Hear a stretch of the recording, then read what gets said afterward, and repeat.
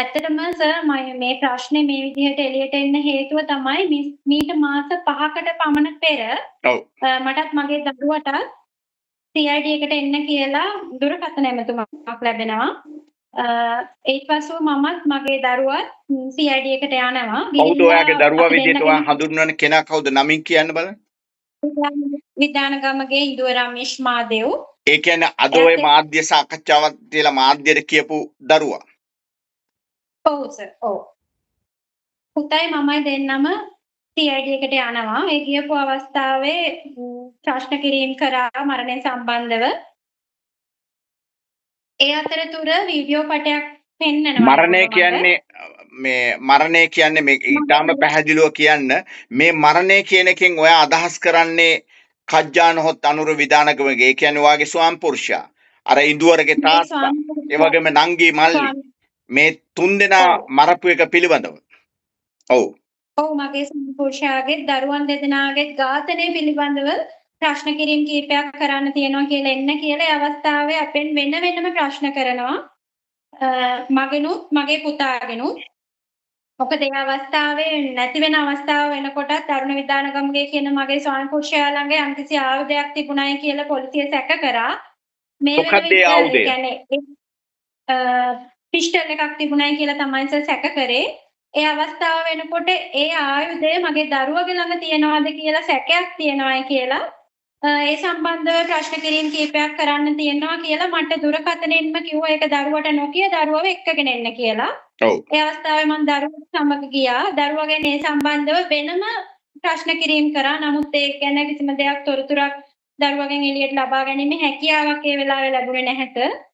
පසුව ලැප්ටොප් එකක යම්කිසි වීඩියෝවක් මට පෙන්නලා කිව්වා මේ ඉන්න කෙනා අඳුරනවද කියලා. දැන් පොඩක් ඉන්න. දැන් ලැප්ටොප් එකේ වීඩියෝ එකක් පෙන්නනකොට මෙයා අඳුරනවද කියලා කියනකොට එතකොට මේ වීඩියෝ එක පෙන්වන්න සූදානම් වෙනකොට ඒතන දරුවත් හිටියද? ඔව් සර් හිටියා. එයාත් බැලුවද?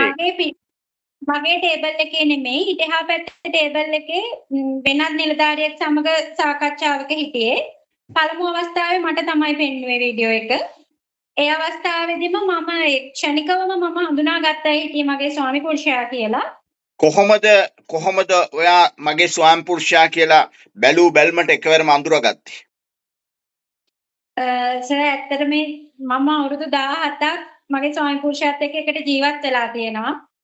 කරුවල අවස්ථාවක වුණත් මට ඌ අඳුර ගන්න පුළුවන්. ඔහුගේ ඡායාව දුටුවත් මට අඳුර ගන්න පුළුවන් සර්. ඉතින් මේ ඒක ගැන ආයේ දෙපාරක් හිතන්න දෙයක් නැහැ. මම කිසිදු පැකලීමකින් තොරව පළවෙනි දැක්මෙන්න මම යාම අඳුරගත්ත හිටියේ අරුණ විදානගම්ම. ඒ කියන්නේ ස්ථිර වශයෙන්ම ඔබට ස්වාම පුරුෂයාව ඒ කියන්නේ මූණෙන් නැතත් අනිත් පැත්ත පිටිපස්ස හැරලා හිටියත් ඒ හැඩවුරුකමෙන් වඩ දැක ගන්නට හම්බුණා මේ තමයි මගේ ස්වාම පුරුෂයා කියලා. ඔව් ඇත්තටම. ඔයා ඒකේ නිලධාරින්ට කිව්වද? ඔව් සර් මම කිව්වා.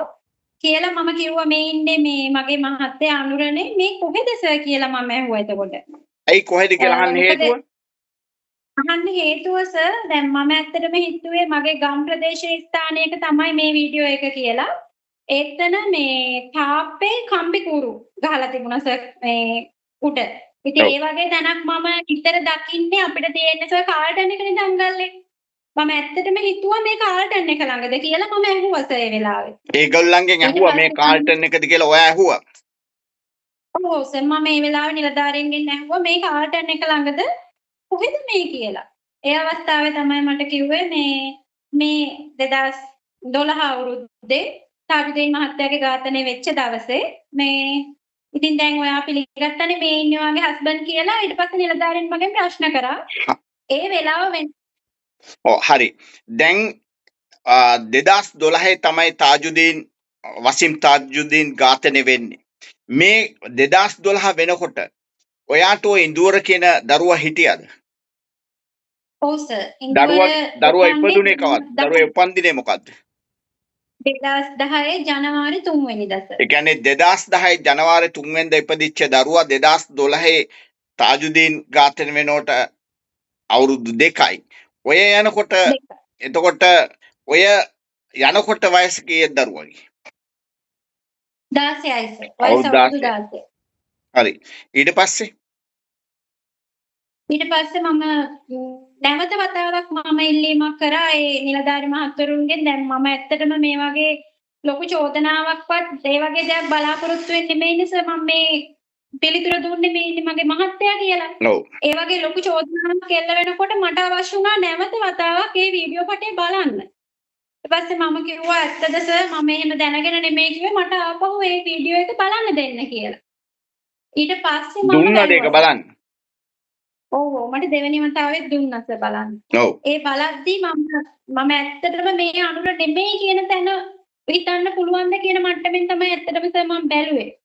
ඒ කියන්නේ මේ වගේ ලොකු ඝාතනයක් වෙන තැන අනුර ඉන්න පුළුවන්ද කියලා මට හිතුණා. ඉතින් සර් මම ඒ බලපු හැම අවස්ථාවකම එයාගේ අංග ලක්ෂණ වලින් එයා ඇවිදින විදියෙන් එයාගේ ඇඳුමෙන් පැළඳුමෙන් ස්ථීරවම මම ස්ථීර කරගත්තා ඒ හිටියේ අරුණ විදානගමගේ. හරි. දැම්මට කියන්න දැන් ඔයාගේ දරුවම අද මාධ්‍ය සාකච්ඡාවක් තිබ්බේ ඔයත් එක්ක ගියපු ඉඳුවරනේ. ඔව් සර්. එයා කියනවා 2012 තමයි වසුන් තාජුදීන් ඝාතනය වුණේ. මගේ තාත්තා එතෙන්න කොහොමත් යන්නේ නැහැ. එයා වැඩ කරේ ඒ වෙනකොට කොහෙද කොළඹ බස් රථයක කන්ඩක්ටර් කෙනෙක් හරි ඩ්‍රයිවර් කෙනෙක් හරි කියලා. මොකක්ද ඒක ඇත්තටම ඒ ඇත්ත තාත්තා මොකද රටේ ජනතාව මේක ගැන දැඩි කුතුහලයකින් ඉනවා. දැන් ඇත්තටම මටත් හරි ප්‍රශ්නයක් මොකද්ද මේ කියන්නේ? මොකක්ද ඇත්ත මේක? ඇත්තටම පැහැදිලි කරන්න හරි මේක සත්‍යතාවය. ඔව් සත්‍යම කතාව සර් අනුර අවසාන වලට බස් රියදුරෙක් විදියට කොළඹ රැකියාවක් කරේ 2009 අවසානයේ. ඒ කියන්නේ 176 මාර්ගස්ථ අංක 176 කරගම්පිටිය හෙට්ටියාවත්ත කියන රූට් එකේ තමයි දිව්වේ 2009 අවසානයේ. 2010 ජනවාරි මගේ පළවෙනි දරුවා ඉපදෙනවා. ඊට පස්සේ මෙයා කොළඹ බස් රස්සාව කරේ නෑ. දරුවා ලැබුණාට පස්සේ අපි ගමට යනවා. ගමට ගියාට පස්සේ මහින්ද රාජපක්ෂ, කපිල දිසානායක කියන මේගොල්ලෝ මගේ ස්වාමිපුරුෂයා ආරක්ෂක අමාත්‍යාංශයේ රැකියාවකට දානවා.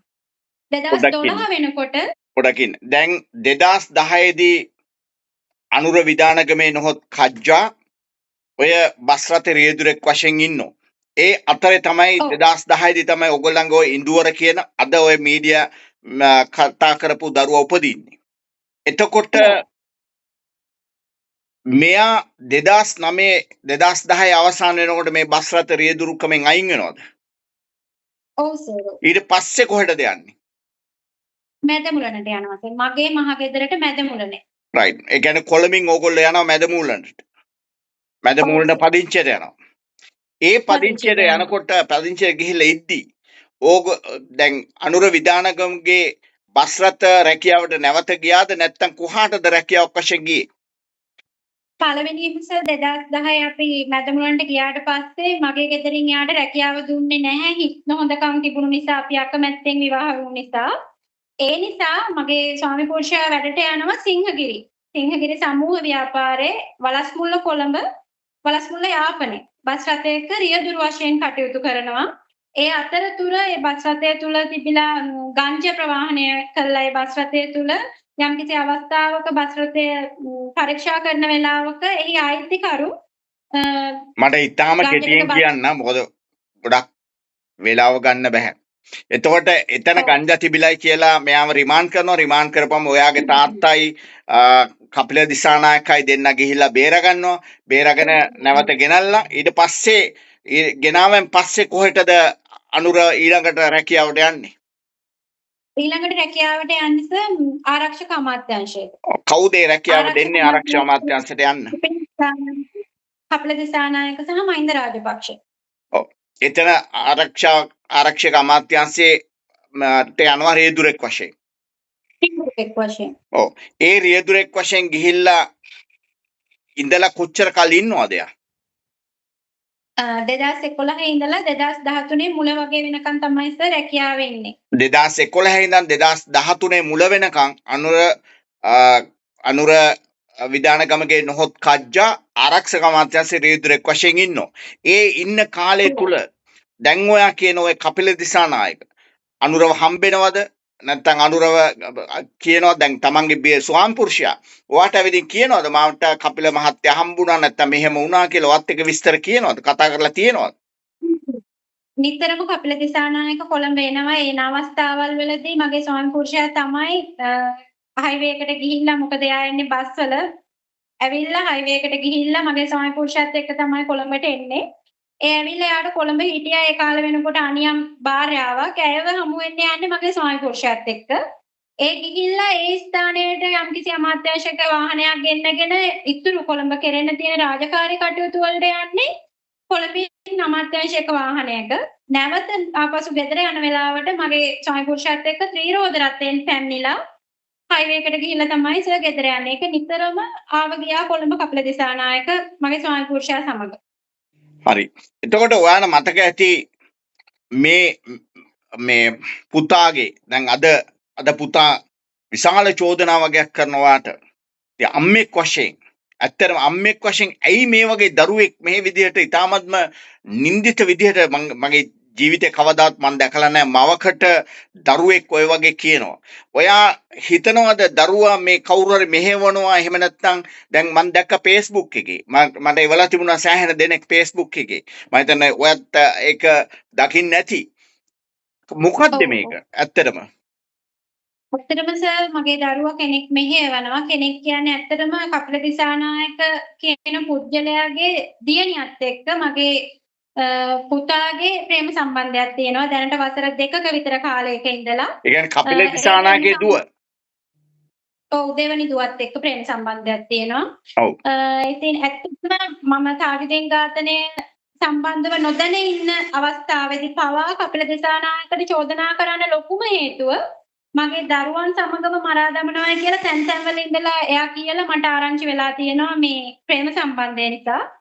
දැන් මේ අවස්ථාව වෙනකොටත් සර් මගේ දරුවා දැනට ජීවත් වෙලා ඉන්න දරුවා වලස්මුල්ල උසාවිය හරහා පරිවාස කාර්යාලය හරහා මට බාර දීපු දරුවෙක් සර්. ඒ අවස්ථාවේදී මගේ මියගිය ස්වාමි පුරුෂයාගේ ඥාතීන් මගේ දරුවව ඒ නිවසට ගෙන්නගෙන දරුවට යම්කිසි බලපෑමක් කළා මේ වගේ තොරතුරු ගත්තා කියන මතය තමයි මට තියෙන්නේ. ඒකට සමහරවිට මම හිතන විදිහට හේතුව කපිල දිසානායකගෙන් හෝ රාජපක්ෂ පවුලේ වෙනත් කෙනෙක්ගෙන් යම්කිසි විදිහකට මුදල් ගත්තද ඒ වගේ දෙයක් කරාද කියන්නේ මම දන්නේ. මට තියෙන සැකය යම්කිසි කෙනෙක් ඒ කියන්නේ රාජපක්ෂලා හෝ කපිල දිසානායක කියන පුද්ගලයන් දෙදෙනාගෙන් කෙනෙක් ඔහුව මෙහෙවනවා. දැන් දරුවාගේ අධ්‍යාපන මට්ටම මොකද්ද?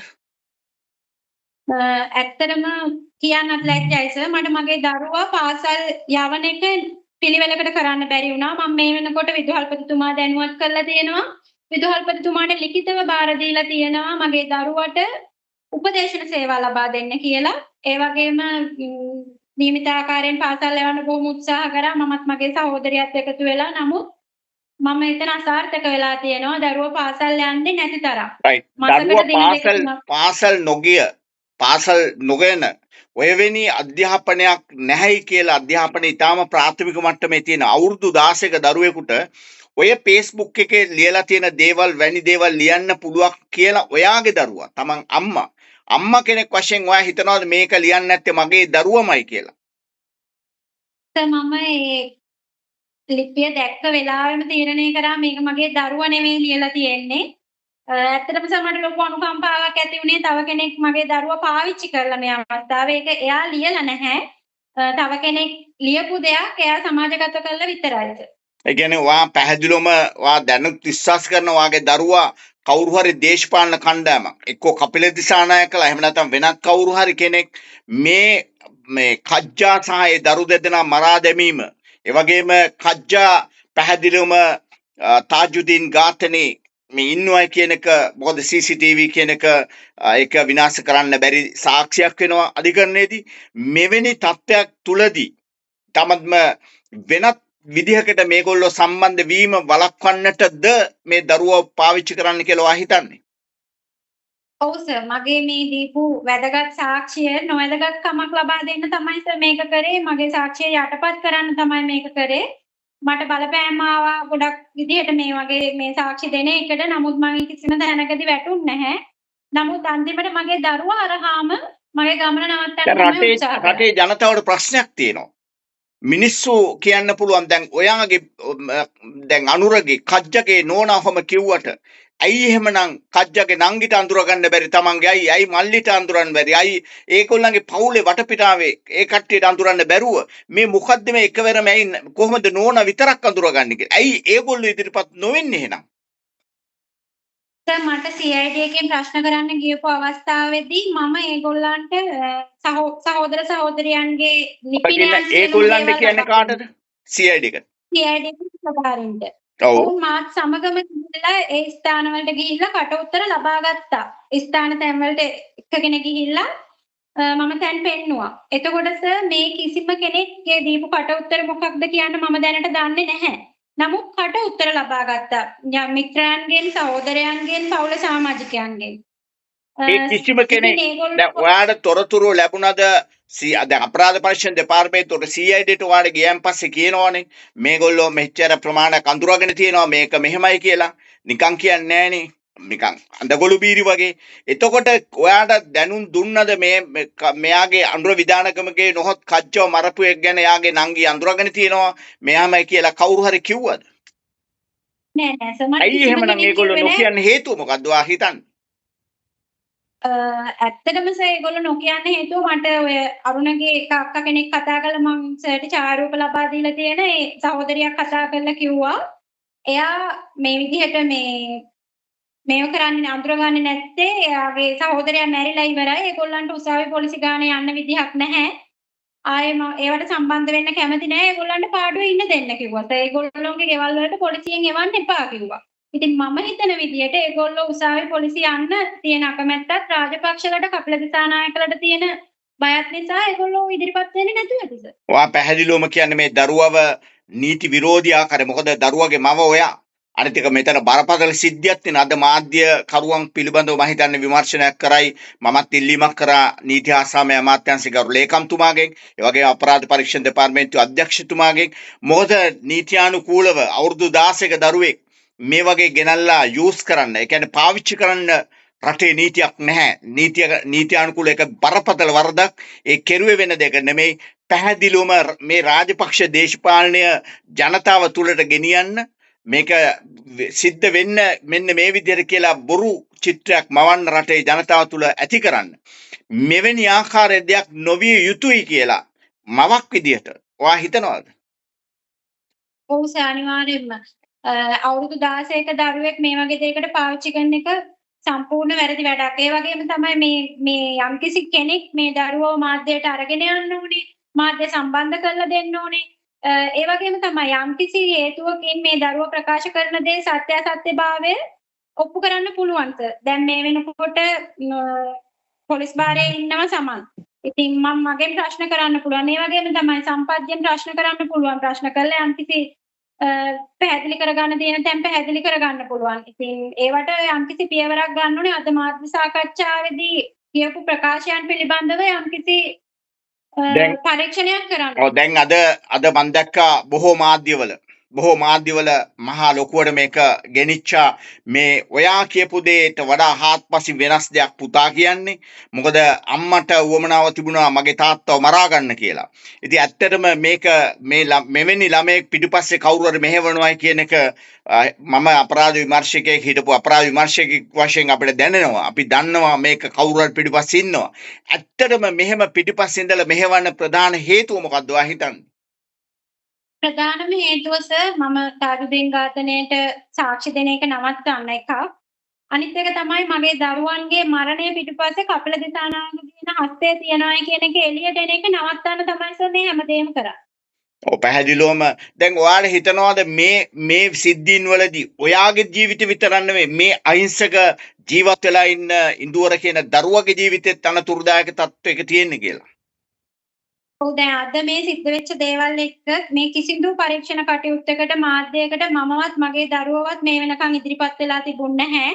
ඉතින් අද මේක මේ විදිහට මාධ්‍යයකට ඉදිරිපත් කරා නම් මේ දරුවගේ නැන්දලා මේ දරුවගේ ජීවිතේ වගකීම ගන්න ඕනේ වගේම තමයි යම්කිසි දිනයක මට හරි සම්පත් රාමනායකට හරි මගේ දරුවට හරි ජීවිතේ යම්කිසි කරදරයක් මැරුවොත් අපේ ඝාතනයක් සිද්ධ වුණොත් මොනම විදියකින් හරි මේ ඝාතනයට වග කියන්න ඕන කපිල දිසානායක. ඒ කියන්නේ ඔබට හරි සම්පත් කවුද එයාගේ නම සම්පත් රාමනායක. සම්පත් රාමනායක එහෙම නැත්නම් එයාගේ දරුවෙක් ඉන්නවා කිව්වා එයාවත් මරනවා කියලා තියෙනවා කියලා. ඉතින් ඒ සිද්ධීන් වලට කවුරු හරි අඩතුරක් සිදු කරුවොත් නීතියානුකූල ඔබ කියන්නේ මේක පිළිබඳව වහාම වගකිව යුත්තේ කපිල දිසානායක කියලා. කපිල දිසානායක ඇතුළුව තාජුදීන් ඝාතනයට සම්බන්ධ සියලුම දෙනා වග කියනවා. ඔව්. මොකද මෙතෙන්දී බැලූ බැල්මටම දැන් ඔබ අඳුරගත්තා. ඔබ අඳුරගත්තේ ඇත්ත වශයෙන්ම මේ තාජුදීන් ඝාතනය සඳහා කියන එක නොදැන. ඔබ ෂණිකව අඳුරගන්නේ. මේ ගැන කිසි දෙයක් නොදැන. මොකද මම ඕක ඇත්තටම පස්සේ හොයලා බලනකොට තමයි දැනගත්තේ. එතකොට ඔබ කිසිවක් නොදැන හඳුනාගෙන පසුව තමයි ඔබ නැවත ඔබට පොලිස් නිලධාරීන් කියනවා මේ තාජුදීන් ඝාතනය මෙතන තමයි මේ මැද මූලන තැනක් නෙමෙයි කියලා. එවැනි අවස්ථාවක තමන්ගේ දරුවව පාවිච්චි කරලා අම්මා කියන්නේ බොරු කියලා පෙන්වන්න ගියා මේ අවුරුදු 16ක දරුවෙක්. ඔයා නීත්‍යානුකූලව ලංකාවේ ළමා සහ කාන්තා කාර්යාංශයක් තියෙනවා. ඔයා ඉල්ලීමක් කරනවද මේ වෙලාවේ මේ සඳහා වහාම විමර්ශනයක් කරන්න මේ දරුවව මාධ්‍යයට යොදා ගැනීම නීති විරෝධී. මොකද දරුවගේ අයිති තියෙන මවට ඔයාට. එතකොට මේ ආකාරයෙන් යොදා ගැනීම පිළිබඳව වහාම විමර්ශනයක් කරන්න කියලා ළමා සහ කාන්තා කාර්යාංශයෙන් ඔයා ඉල්ලීමක් කරනවද? ඔව් සර් මම අනිවාර්යෙන් මේ ඉල්ලීමක් කරනවා මේ සම්බන්ධයෙන් විමර්ශනයක් කරන්න කියලා. right. දැන් මම හිතන්නේ සමස්ත ශ්‍රී ලාංකීය ජනතාවට ඉතාම පැහැදිලි. මොකද මෙතන දැන් ඇත්තටම ෂණිකවම මම ඔබට කතා කරා මේ සිද්ධිය සම්බන්ධ සත්‍ය රටට කියන්න කියලා. මොකද අපිට දේශපාලන හෝ වෙනත් කිසිම පැත්තක් නැතුව මේකේ සත්‍යතාවය මොකක්ද කියන එක රටේ ජනතාව බලාගෙන ඉන්නවා. මොකද ඒක රටේ ජනතාවට කියන එක අවුරුදු 76 තිස්සේ නොතිබිච්ච හැංගලා තිබ්බ හංගපු ඒ අපරාධ සියල්ලම එළියට ගන්නට ජාතික ජනබලවේගයේ ආණ්ඩුව පිහිටුවේ රටේ ජනතාව. ලොකු බරක් තියලා ලොකු වගකීමක් කරගෙන තමයි ජනාධිපතිතුමා 2024 සැප්තැම්බර් 21 වෙනිදා මේ මහ පොළොවේ ලංකා මහ පොළොවේ බිහි කෙරෙව්වේ. එතකොට මේ ආකාරයෙන් ඔබ මොකද්ද විශේෂයෙන්ම මේ අවසන් වශයෙන් මම ඉල්ලන්නේ මොකද්ද ඔබ කරන ඉල්ලීම නීතිය මෙහෙවන නීතිය අපරාධ පරීක්ෂණ දෙපාර්තමේන්තුවෙන් ඒ වගේම නීතිය සාමය අමාත්‍යාංශයෙන් විශාල වක්කීමක් තියෙනවා පොලිස්පතිතුමාගෙන් මොකද්ද ඔබ ඉල්ලන්නේ අවසන් වශයෙන් මේ පිළිබඳව? අවසන් වශයෙන් මට ඉල්ලන්න තියෙන්නේ මම මගේ දරුවන්ගේ ඝාතනයේ පළමුව කට උත්තරේ දීපු දවසේ ඉඳන්ම මම දන්නවා මගේ ස්වාමි පුරුෂයා ඝාතනය කරේ දේශපාලඥයන්ගේ උමනාවට කියලා මම ඒක හැම තැනම කියලා තියෙනවා හැම කට උත්තරයකම දීලා තියෙනවා මීට මාස 5කට කලින් තමයි මම දැනගන්නේ තාජුදීන් ඝාතනය ගැන. නමුත් මම ඊට පෙර ඉඳලම කියනවා මගේ ස්වාමි පුරුෂයා දරුවන් දෙදෙනාත් ඝාතනය කරේ කපිල දිසානායක ඇතුළු රාජපක්ෂ දේශපාලඥයෝ කියලා. ඉතින් මම කියන්නේ මේ මගින් නවත්තන්නේ නැතුව මේ විමර්ශන කටයුතු ඉදිරියට කරගෙන ගිහිල්ලා මගේ දරුවන් මරන්න නියෝග දුන් පුද්ගලයන්ට ඉක්මනින්ම දඬුවම් දෙන්න කියන එක තමයි සර් මට ඉල්ලන්න තියෙන්නේ. ඔව් දැන් මෙතෙන්දි පැහැදිලිවම දැන් අපිට කියන්න බෑ ඒකෙල්ලෙම රාජපක්ෂ දේශපාලනේ ඒගොල්ලෝ එක දේශපාලන කඳවුරක. නමුත් ඔබ කපිල දිසානායක කියන පුද්ගලයා පිළිබඳව අනුර විධානගමගේ සහ දෙදෙනා අතර තිබිච්ච මේවා එකක් ඊට පස්සේ ගැටුමක් ඊට පස්සේ ඔහු මරනවා කියන වෙනත් තොරතුරු ලැබෙනවා. නමුත් මෙතෙන්දි පැහැදිලිවම විමර්ශන නිලධාරීන් තාම තොරතුරු හොයාගෙන දැන් ඒ පිළිබඳ විමර්ශනය කරගෙන යනවා. මෙතෙන්දී පැහැදිලිවම එල්ල කරන්න බෑ චෝදනාවක් රාජපක්ෂලා තමයි මේ කියන එක. මොකද ඒක විමර්ශනයේ වගකීමක්. ඒ නිසා මම හිතන්නේ එතනින් බැහැරව වෙන්න වෙනවා. මොකද මේක පිළිබඳ විමර්ශනය කරලා ඒ විමර්ශනයේ තොරතුරු අනුව තමයි මොකක් හරි කාට හරි